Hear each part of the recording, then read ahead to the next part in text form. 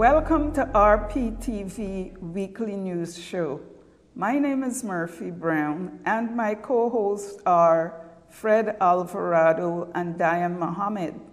We present news that impacts on Regent Park and the surrounding areas. In this episode, we present the following news for the week of March 10th to March 16th, 2022. SDP Planning Committee settles debate on presenting the community benefits terms of reference to stakeholders table. Meet the Regent Park Neighborhood Association leadership team.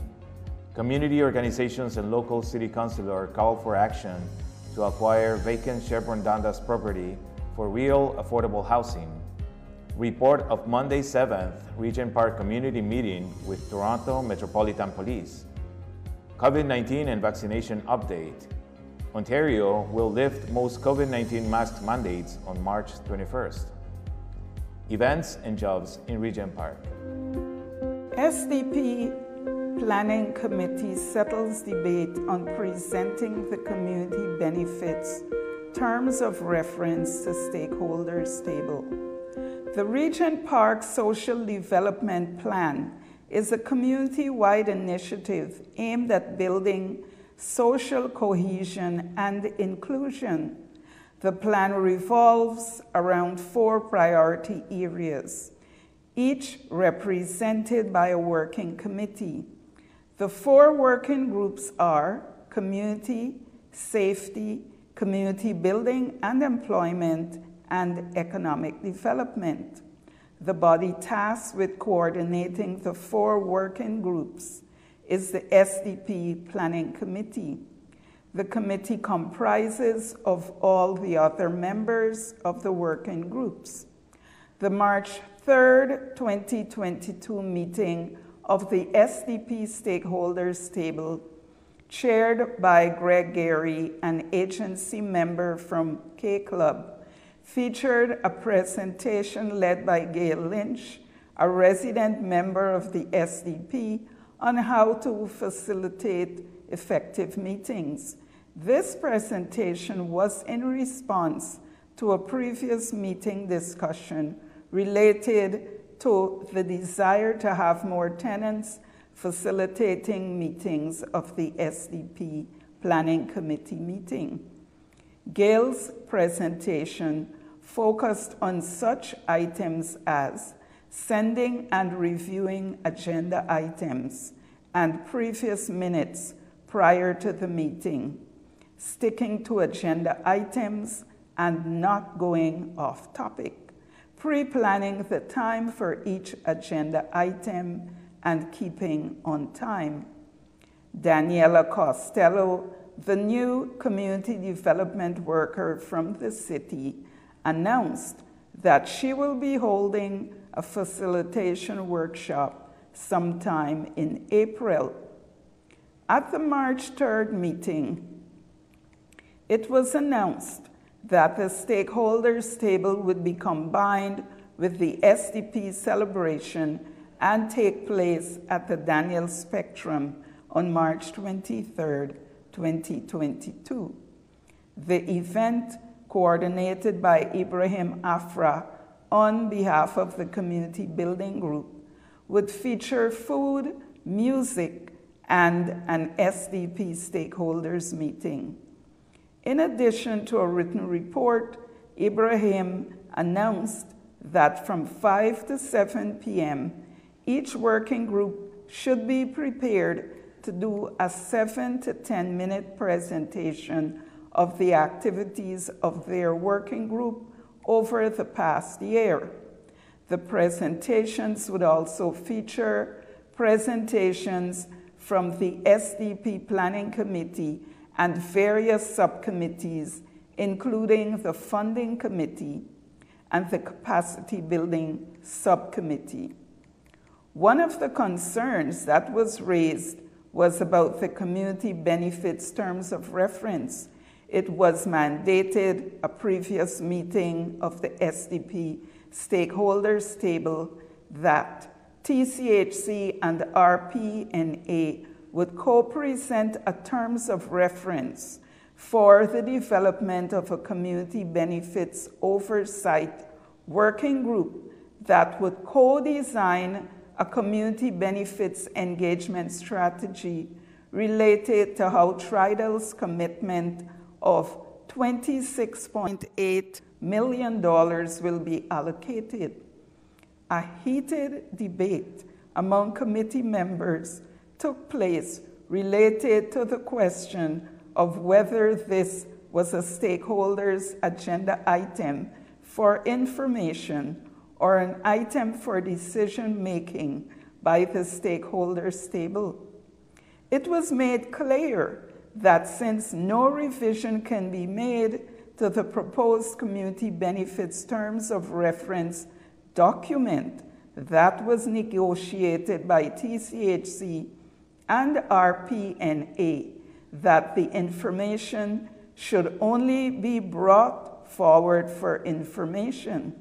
However, others felt that although no revisions to the document could be made, that there should still be a decision by the stakeholders table to accept or not accept the community benefits terms of reference. The remainder of the meeting was spent on clarifying and helping members to understand what was being deliberated. This issue of the community benefits terms of reference was debated again at the SDP Planning Committee meeting of March 10, 2022, facilitated by Ismail Afra, a TCHC resident of the SDP. After much deliberation, a consensus decision was made to have RPNA and TCHC present a high-level overview of terms of reference to the SDP stakeholders meeting for information only. It was agreed that a future discussion can take place on whether or not the stakeholders table was required to approve the terms of reference at a future stakeholders table meeting. The March 10th meeting ended with a decision to grant TCHC, Tridal, and Daniels 15 minutes to present on phase 1 to 5 of the revitalization. The SDP Celebration and Progress Report will be held on March 23rd from 12 to 9 p.m. at the Daniels Spectrum Center. Meet the Regent Park Neighborhood Association leadership team. The Regent Park Neighborhood Association was formed in early 2015 with an aim of having an equal proportion of TCHC and market residents involved in its membership. RPNA represents residents of Regent Park and provides a broad range of advocacy, services, and events. RPNA vision is to foster an inclusive, diverse, and healthy neighborhood in which all residents can feel at home. Recently, in a public announcement made to the community in February 2022, it was announced by members of the leadership team that RPNA had incorporated as a nonprofit organization and will soon establish an office on the 3rd floor of the Daniel Spectrum Arts Center. In a series of interviews, RPTV had an opportunity to interview members of the leadership team consisting of Marlene DiGenova, a market resident, Walid Kogali, a TCHC resident, Miguel Avila Velarde, a TCHC resident, Sahid Ali, a market resident, Gail Lynch, market resident, and Ismail Afra, a TCHC resident. Let's hear what members of the leadership team have to say about RPNA and their activities. Hey Regent Park, my name is Walid Kogali Ali, and I'm on the leadership team of the Regent Park Neighborhood Association, your neighborhood association. My name is Miguel Avila Velarde. My pronouns are he, him. From Peru, and I'm a resident of TCAC in Regent Park. Hello, my name is Zahid Ali. I prefer he, him pronouns. And I have joined the RPNA since the beginning of this year, and my role is just a general member of the leadership team. Hello, everybody, and hello to the friends and neighbors in Regent Park. My name is Gail Lynch. I am a market resident here in Regent Park. My pronouns are she and her, and I am a member of the RPNA's leadership team.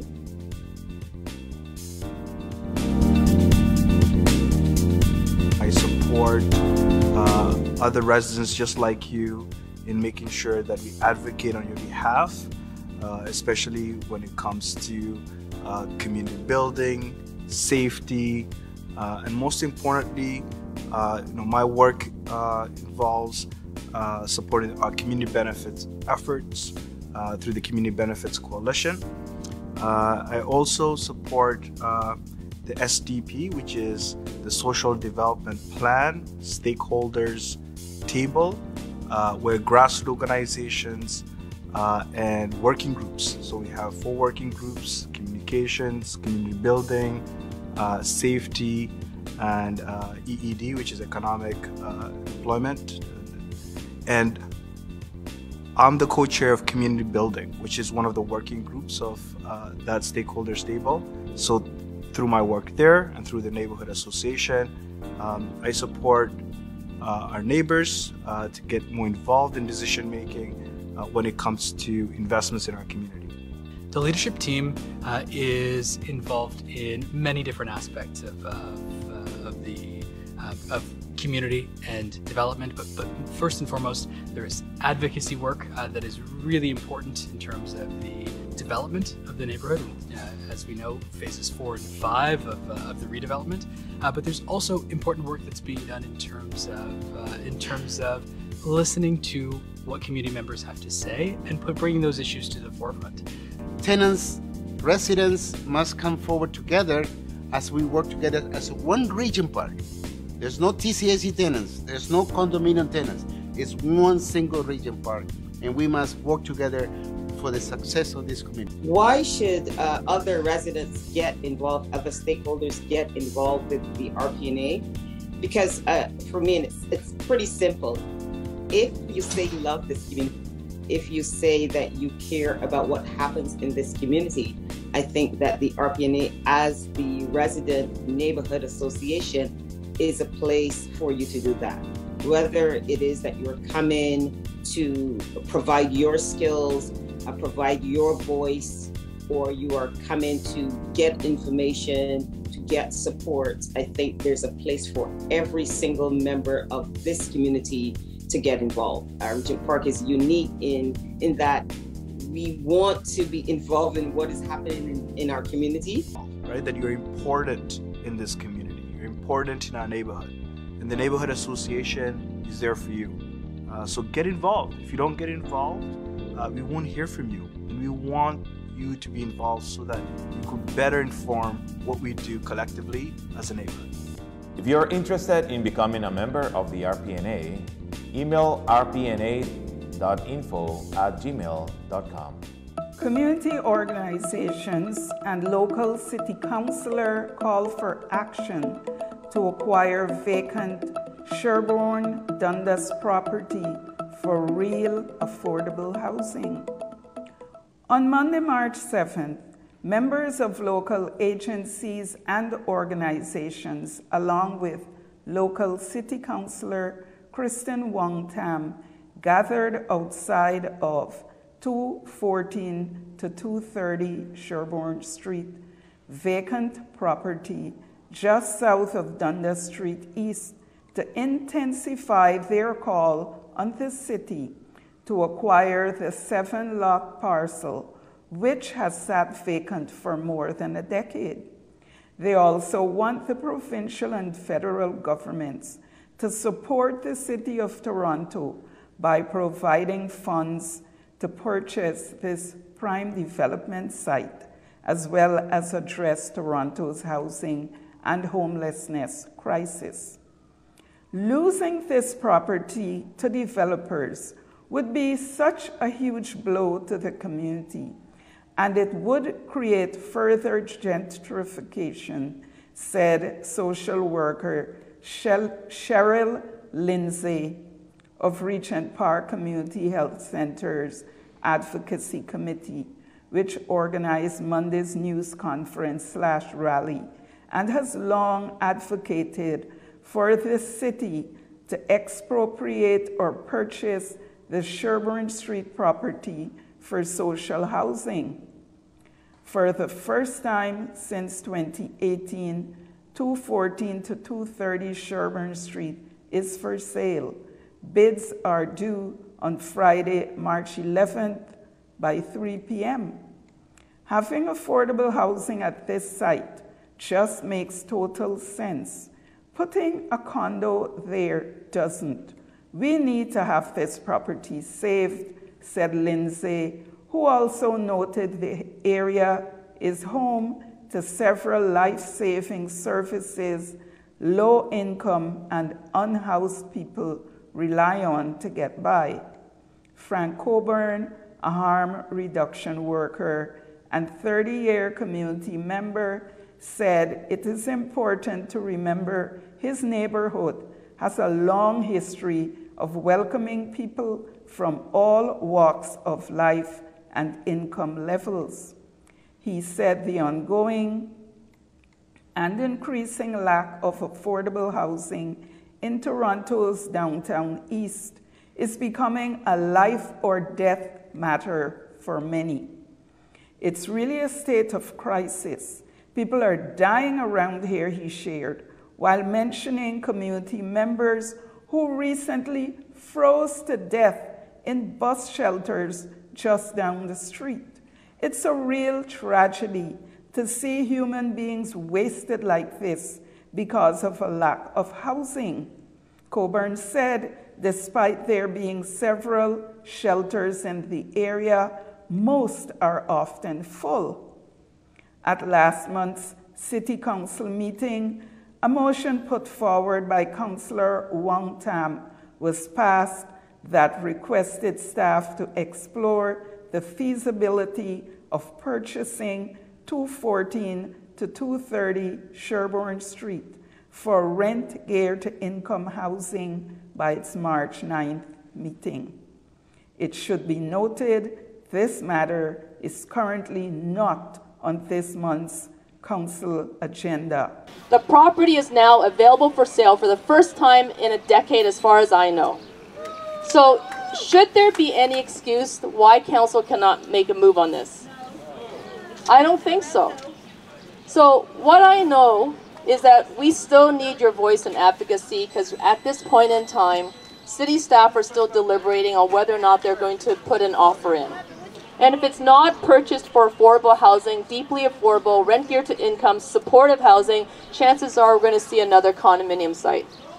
And that's, you know, for this area, especially for this community that's been advocating so hard, I want to support you and make sure that this becomes a site of housing that meets the needs of this community. And when you're competing with you know, developers who have unlimited resources to do what they do, because they're building condominiums, so their profit margins are very different. We're building housing. What ends up happening is that the city will get outbid. So quite honestly, I have a message for the developers. If you're interested in this parcel of land, perhaps you should go elsewhere. Because we're interested in this parcel of land, and we've been interested in it for years now.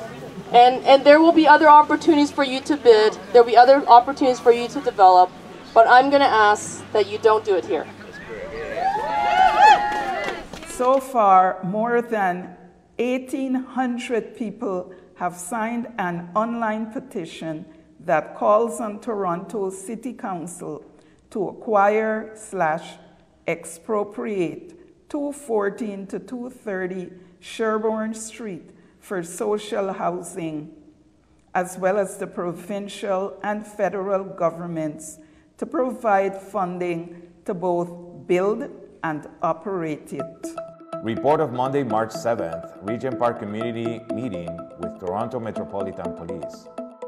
On Monday, March 7th, the Regent Park community and Toronto Metropolitan police officers from 51 Division held an online quarterly safety meeting to receive updates on critical incidents and significant arrests, meet the neighborhood community officers, and ask questions about safety and policing issues in Regent Park and the surrounding areas. The meeting and presentation were hosted by 51 Division Toronto Police Sergeant Henry Dick, along with Sergeant Stephen McGran, neighborhood police officers Mustafa Popalsai, Farsad Godby, and Nigel Thomas. After the introduction, Police Officer Nigel Thomas went on to share a presentation with a description of significant arrests. 2 arrests were made on December 13, 2021. Police officers converged in the area of Bellevue Avenue upon a vehicle which contained a male driver who was in possession of cocaine and fentanyl for the purpose of trafficking, which resulted in his arrest. The passenger, a 21-year-old male, was also arrested. However, he was charged with first-degree murder and attempt murder in relation to the homicide of Daiem Mohammad the night of September 18, 2021. Toronto Police also revealed an ongoing investigation related to a January 30, 2022 incident in the parking lot shared by 40 Oak Street and 274 Sackville Street, where an unknown person discharged a firearm multiple times, striking 55 Oak Street exterior brick and windows at least 6 times. At the present time, no further information can be provided. On February 2, 2022, an 18-year-old male was shot in the leg at the intersection of Sherbourne and Queen Street East. An unknown male walked up to the victim and shot him in the leg, once been fleeing and entering a gray-colored vehicle. The incident is under investigation and the victim will recover from his injuries. After an update on critical incidents, neighborhood police officers Mustafa Popalsai and Farsad Godby gave a report on community programs. Both officers gave an update on Project Hope to invite the community to keep making donations to Afghan refugees and support them by collecting household items, clothing, school supplies, and hygiene products to help these new Canadians in their process of resettling in the GTA as a response to the Canadian government commitment to welcome 40,000 Afghan nationals after the Taliban regained control of most of the country back in August 2021. Police officer Nigel Thomas gave a report on crime trends in the neighborhood, comparing data between January 1st, 2021 to February 27th, 2021, and January 1st to February 27th, 2022. Major crime is currently down 34% compared to this time last year. In the past 5 years, 2022 has experienced the least amount of major crimes to date. During Q&A time, Leonard Schwartz, a resident of Regent Park, congratulated Toronto Police for their efforts and work they did in apprehending some of the perpetrators of recent gun violence incidents in the neighborhood, and also raised a question based on the article, Toronto's New Policing Alternatives to Begin in the Downtown East, written in the last issue of the Bridge local newspaper.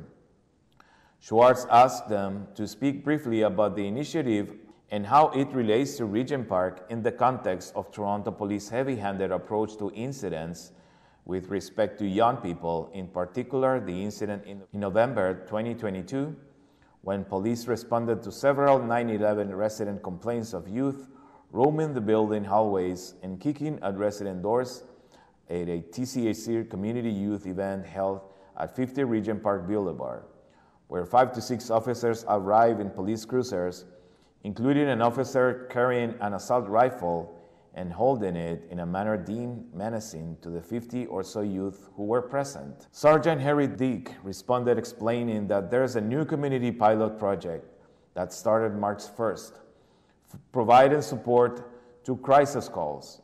This project will not replace 9/11, but have people from agencies working with Toronto Police Communication Services to attend crisis calls where there is no weapons involved, violence, or threats of violence, but clearly the person needs some assistance. They will divert those calls over to the agency and try to resolve the incident over the phone. If the individual making the call needs to speak to someone in person and needs some additional in-person care, the agency will dispatch civilians to go and see that individual and provide them with suggestions and referrals. Sergeant Dick emphasized that police officers are not the only trained individuals to deal with mental health crisis. The next quarterly community meeting with Toronto Metropolitan Police will be held in person in the month of June 2022. Ontario will lift most COVID-19 mask mandates on March 21st. COVID-19 mask requirements in Ontario will be lifted in most indoor settings later this month, the province's top doctor has confirmed. Chief Medical Officer of Health, Dr. Kieran Moore, made the announcement on Wednesday. Starting March 21st, masks will no longer be required in schools, restaurants and bars, gyms, and movie theaters across the province. The government said individuals can continue to wear a mask after that date if they choose to do so. Masks and coverings will still be required in places like public transit, long-term care homes, healthcare settings, and shelters until April 27th, after which the requirement will end in those settings as well. And now Daiem Mohammad will present events and jobs in Regent Park. Thanks. Now for some events this week. The Community Building Working Group, a group under Regent Park's Social Development Plan, or SDP, wants to hear from you. They are looking for information as well as diverse ideas from the community in order to create more indoor and outdoor spaces that we can all have access to. The data will be used by the Community Building Working Group to create proposals for community spaces to be requested to be built for phases 4 and 5 of the Regent Park redevelopment. Supported by funding through the SDP, allocated to ensure social cohesion and inclusion within the revitalization. What space or spaces do you already have access to, and what will your needs be in 10 years from now? Please attend a discussion and information session that will help you assess your space needs and inform the potential use of community benefits for accessible collective spaces in Regent Park. This session is taking place on Tuesday, March 15th from 4 p.m. to 6 p.m. over Zoom. Please register in Eventbrite, where the link is down below in the description. Or contact Waleed at 416-625-7712 or by email at waleed.k@gmail.com. Interested in photography? Focus Media Arts Center will be holding a free March break photography workshop for youth aged 14 to 19. Learn the art of capturing moments and be part of a project documenting your own Regent Park community. The workshop series will take place at the Daniel Spectrum Building, 585 Dundas, from Monday, March 14th to Friday, March 18th, running from 1 p.m. to 5 p.m. An honorarium will be provided to participants. For more information or to register, please email info@focusmediaarts.ca. The Regent Park Community Health Center is still running a COVID vaccination and testing clinic at 40 Oak Street, servicing the community of Regent Park and anyone living in M postal codes. People with no immigration status are welcome at the clinic, as well as people with no fixed address or no identification. If you do have an OHIP card or other identification, please bring it with you, as it will help with the registration process. The clinic is fully wheelchair accessible, multilingual, and privacy stations are available. You're welcome to bring up to one support person with you if required, and first, second, third, and fourth doses are being administered. Appointments are strongly recommended to minimize wait times outside in the cold. For more information on eligibility, testing, different ages, and booking, please visit regentparkchc.org/COVID-19 vaccine clinic. For assistance with booking your appointment, you can also email rpvaccine@gmail.com or call 437-881-3505. Do you have questions or concerns about COVID-19 vaccines? Do you want to know more about eligibility? Are you looking for an appointment to get your COVID-19 vaccine? Call our phone line, staffed by Toronto's Downtown East Health Ambassadors, 647-576-7099. The phone line is open until Thursday, March 31st, 2022. The hours of operation are Monday, Tuesday, Wednesday, and Thursday from 9 a.m. to 4 p.m. Interpretation services are available. Remember, 647-576-7099. This is an initiative from the Downtown East Vaccine Engagement Partner Network. Focus Media Arts Center invites you to learn video game development. Starting March 21st to June 29th, 2022, every Wednesday from 5 p.m. to 7:30 p.m. This free in-person game development workshop will teach you how to make your very own video game. You will learn C# as well as the Unity engine. This free workshop is available for youth 15 to 25. It is located at Daniel Spectrum on the 3rd floor, 585 Dundas Street, Toronto. You can register online at www.regentparkfocus.com/gamedev.html or email info@focusmediaarts.ca. The Celebrate Regent Park event is happening on Wednesday, March 23rd at the Daniel Spectrum Building, 585 Dundas Street East. We will be celebrating in person, getting to reconnect with our dear friends and neighbors in meaningful ways. The event will feature music and entertainment, a local entrepreneur market, free snacks and dinner, as well as the launch of exciting new initiatives for the community. It will also be an opportunity for residents of Regent Park to learn about and get involved in the SDP, as well as connect with other grassroots organizations working in the community. To end the celebration with a bang, there will be a dance party, so mark your calendars for March 23rd. This event will be brought to you by Regent Park's Social Development Plan, the SDP Planning Committee, and Community Building Working Group in collaboration with the Center of Social Innovation, and will begin at noon, running until 9 p.m. at Daniels, March 23rd. See you then. And now for the jobs. Regent Park's Focus Media Arts Center, in collaboration with the SDP and its Communications Working Group, is looking to hire a Communications Outreach Coordinator for a temporary contract from April 18, 2022 to March 31, 2023. The position includes providing direct support to Communications Working Group and assisting in the development and implementation of outreach strategies that promote the activities and initiatives of the SDP and its 4 working groups. The rate for this position is $25 an hour for 8 hours a week. Application deadline is April 4th. For more information or to apply, contact info@focusmediaarts.ca. And that's all for today's show. My name is Fred Alvarado, and my co-hosts are Murphy Brown and Daiem Mohammad. We also like to thank our team of researchers that contributed for this week's show. And from our studios at Focus Media Arts Center, thanks for watching and see you next week.